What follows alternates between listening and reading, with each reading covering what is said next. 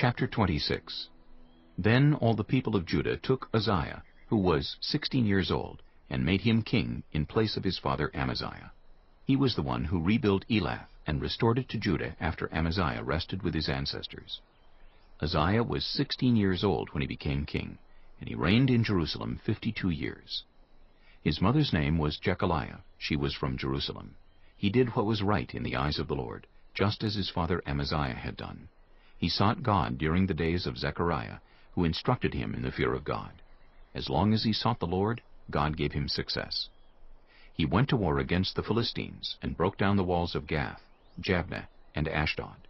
He then rebuilt towns near Ashdod and elsewhere among the Philistines. God helped him against the Philistines and against the Arabs who lived in Gur-baal and against the Meunites. The Ammonites brought tribute to Uzziah, and his fame spread as far as the border of Egypt, because he had become very powerful. Uzziah built towers in Jerusalem at the corner gate, at the valley gate, and at the angle of the wall, and he fortified them.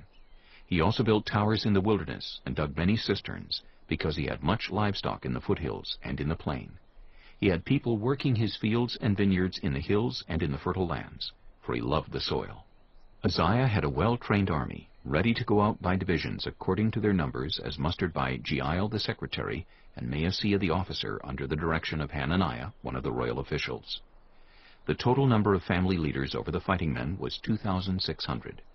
Under their command was an army of 307,500 men trained for war, a powerful force to support the king against his enemies. Uzziah provided shields, spears, helmets, coats of armor, bows, and slingstones for the entire army. In Jerusalem he made devices invented for use on the towers and on the corner defenses, so that soldiers could shoot arrows and hurl large stones from the walls. His fame spread far and wide, for he was greatly helped until he became powerful. But after Uzziah became powerful, his pride led to his downfall. He was unfaithful to the Lord his God, and entered the temple of the Lord to burn incense on the altar of incense. Azariah the priest, with 80 other courageous priests of the Lord, followed him in. They confronted King Uzziah and said, "It is not right for you, Uzziah, to burn incense to the Lord. That is for the priests, the descendants of Aaron, who have been consecrated to burn incense.